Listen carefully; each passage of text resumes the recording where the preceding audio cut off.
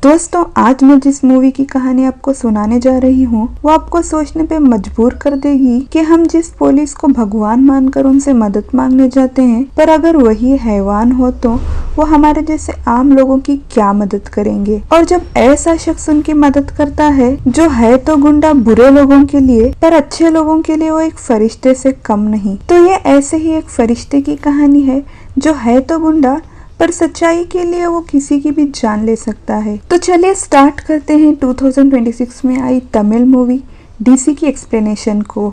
Movie की शुरुआत एक गांव से होती है जहां पुलिस की एक वैन हथियार लेकर जा रही थी। तभी 4 लोग उस वैन पर हमला करते हैं और सारे हथियार लूटकर वहां से भाग जाते हैं। अगले दिन हम देखते हैं एक औरत अपने पति से नाराज होकर जा रही होती है और उसका पति और बेटा उसे मनाते हुए पीछे पीछे आ रहे होते हैं। यहाँ पता चलता है कि उस आदमी ने अपना सारा खेत बेच दिया था ताकि वो अपने बेटे को इंग्लिश मीडियम स्कूल में पढ़ा सके, जिससे उसकी बीवी नाराज थी। वो आदमी बताता है कि उसके पास खेत बेचने से मिले 7 लाख रुपए हैं जो उसने अपनी कमर पर बांध रखे हैं। तभी वहाँ कुछ पुलिस वाले आते हैं जो पिछले दिन हुई हथियारों की लूट की इंस्पेक्शन के लिए आए थे, और एक पुलिस वाला उस आदमी से मदद मांगता है और आदमी अपनी बीवी और बेटे को घर भेज देता है और पुलिस वालों से बात करने लगता है। और जब पुलिस वाला देखता है कि इस आदमी की कमर पर 7 लाख रुपए बंधे हैं तो उसके मन में लालच आ जाता है। कुछ देर बाद जब वो आदमी घर नहीं पहुंचता तो उसकी बीवी और बेटा उसे ढूंढते हुए वापस आते हैं। उन्हें नदी के पास खून मिलता है और वो समझ जाते हैं कि कुछ गलत हुआ है। वो पुलिस के पास जाते हैं पर पुलिस उनकी मदद नहीं करती। थक हार कर वो औरत दास के पास मदद मांगने आती है। यहाँ पता चलता है कि दास वही इंसान है जिसने पुलिस की वैन से हथियार को लूटा है। और जब दास को पता चलता है कि आदमी के 7 लाख रुपए गायब है तो वो समझ जाता है कि ये काम पुलिस का ही है। दास उस करप्ट पुलिस वाले को ढूंढ निकालता है और उसे पीट कर उस आदमी का पता पूछता है। पुलिस वाला बताता है कि उसने उस आदमी को मारकर उसकी लाश फेंक दी है। औरत को अपने पति की लाश मिल जाती है और गुस्से में दास उस पुलिस वाले को जान से मार देता है। एक पुलिस वाले के खून की वजह से डिपार्टमेंट एक स्ट्रिक्ट सीनियर ऑफिसर भोगराज को ये केस देती है और उसे दास को मारने के लिए 15 दिन का टाइम दिया जाता है। और इधर पुलिस से बचने के लिए दास और उसके साथी एक लॉज में रुकते हैं। एक दिन पार्क में दास एक लड़की को गाना गाते हुए सुनता है।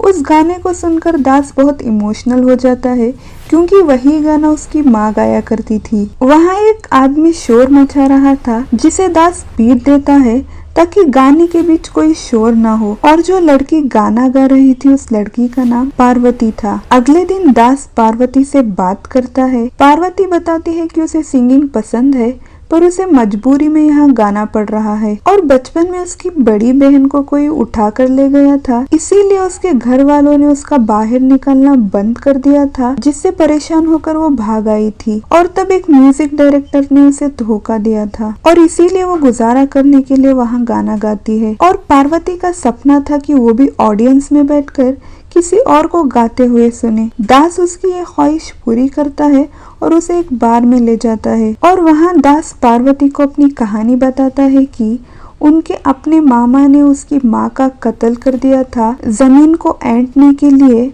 और पुलिस वालों ने पैसे खाकर कातिलों को छोड़ दिया। तब दास ने उन सब कातिलों को खुद मार दिया और तब से वो उन पुलिस वालों के खिलाफ है जो गलत करते हैं। अगले दिन बार का ओनर दास से लड़ पड़ता है और बाद में पुलिस को इन्फॉर्म कर देता है। दास अपने दोस्तों को पहले भेज देता है ताकि वो पार्वती से आखिरी बार मिल सके, पर पुलिस वहाँ आ जाती है और दास पर गोलियां चलाने लगती है। इस गोलीबार में ये गोली पार्वती को लग जाती है पुलिस वालों की गन से और भोगराज वहां पहुंचता है। बार ओनर बताता है कि पार्वती का कोई फैमिली बैकग्राउंड नहीं है तो उसके बारे में कोई भी पूछकर वहां नहीं आएगा। ये सुनकर भोगराज दास के सामने ही जिंदा बची हुई पार्वती को ठंडे दिमाग से गोली मारकर खत्म कर देता है ताकि पुलिस की बदनामी ना हो। दास ये देखकर बुरी तरह टूट जाता है और गुस्से से भर जाता है। पुलिस दास को पकड़कर बहुत टॉर्चर करती है पर वो अपने साथियों का पता नहीं बताता,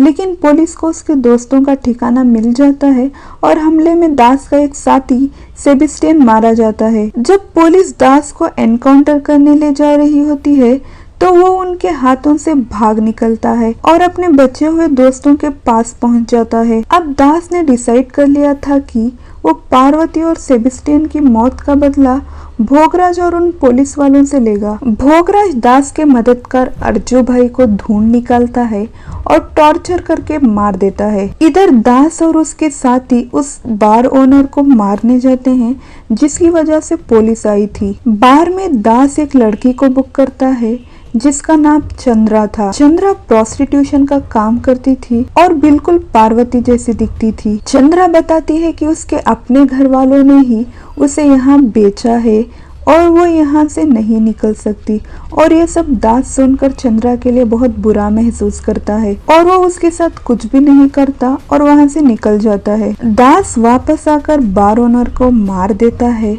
और वहाँ की सारी लड़कियों को आजाद कर देता है और वो चंद्रा को बचाकर अपने साथ ले जाता है क्योंकि चंद्रा के पास वापस जाने के लिए कोई ठिकाना नहीं था। दास और उसके दोस्त एक सेफ जगह पर रुकते हैं पर पुलिस को उनका पता चल जाता है। दास को उस किसान की फैमिली को 7 लाख रुपए देने थे जिसे पुलिस ने लूटा था। चंद्रा कहती है कि वो पैसे जमा करने में उनकी मदद करेगी। चंद्रा अपने पुराने करप्ट कस्टमर जो उसके पास आते थे उनके घर और ऑफिस जाकर उन्हें ब्लैकमेल करती है और उनसे ढेर सारे पैसे ऐंठ लेती है। इस दौरान चंद्रा को दास से प्यार हो जाता है क्योंकि उसने ही उसे उस नर्क से आजाद किया था और चंद्रा उन्हें आखिरी कस्टमर एक डॉक्टर के पास ले जाती है। वहां पहुंचते ही चंद्रा उस डॉक्टर को गोली मार देती है। दास हैरान रह जाता है।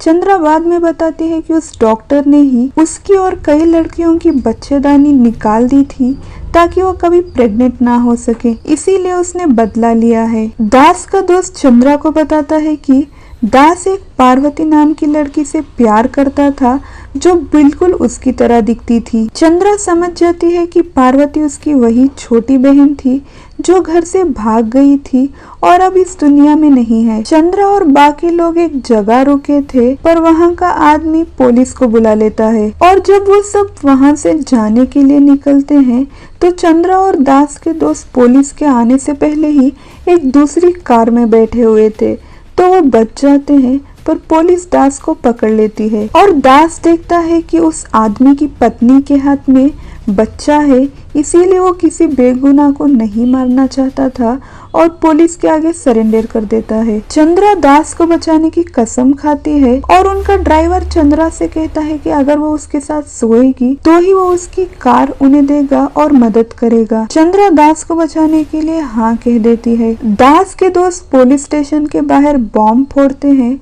और चंद्रा अंदर से दास को छुड़वा लाती है और जब दास को ड्राइवर की शर्त के बारे में पता चलता है तो वो गुस्से से ड्राइवर को देखता है जिससे ड्राइवर डर कर भाग जाता है। अगले दिन ड्राइवर पुलिस को लेकर आता है और हमले में दास का एक और साथी मारा जाता है और चंद्रा उस धोखेबाज ड्राइवर को जान से मार देती है और वो सारे डिसाइड करते हैं कि वो उनके दोस्त के मौत का बदला बिना लिए वहां से नहीं जाएंगे। और इधर भोगराज को लगता है कि दास उसके पिता से मिलने के लिए उसके गांव जरूर जाएगा और भोगराज को दास के पिता के बारे में पता चल जाता है और वो गांव में दास का इंतजार करता है। गांव में वही बुजुर्ग आदमी जिसके किसान बेटे को पुलिस ने शुरू में मारा था और उसके पैसे हड़प लिए थे, दास के पिता से बात करते हैं। वो बताता है कि दास ने उसे वादा किया था कि वो उनके 7 लाख रुपए वापस लाएगा और उन्हें इंसाफ दिलाएगा, पर दास के पिता दास के इन सारे कामों से खुश नहीं थे और बचपन में उसके पहले मर्डर के बाद से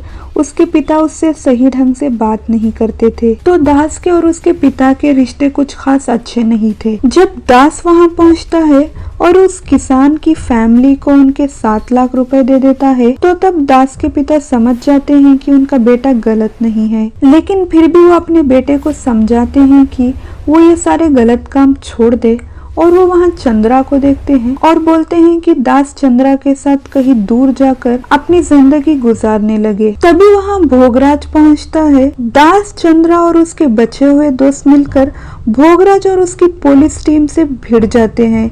एक एक करके वो सबको खत्म कर देते हैं। आखिर में दास देखता है कि एक घायल पुलिस वाले के फोन पर उसकी बेटी का कॉल आ रहा है। दास उसकी बेटी को तसल्ली देता है कि उसके पापा सेफ घर आ जाएंगे और वहाँ एम्बुलेंस भेज देता है। ये दिखाता है कि दास बेगुनाहों की परवाह करता है और वो अपने घायल दोस्त को उसके भाई के पास छोड़ने के बाद हमें मालूम होता है कि दास और चंद्रा एक दूसरे को बहुत प्यार करने लगे हैं और वो वहाँ से हमेशा के लिए दूर निकल जाते हैं ताकि वो एक नई और सारे जुर्मों के शोर शराबे से दूर जिंदगी शुरू कर सकें। और इसी के साथ ये मूवी एंड हो जाती है। और ये थी डीसी मूवी की एक्सप्लेनेशन।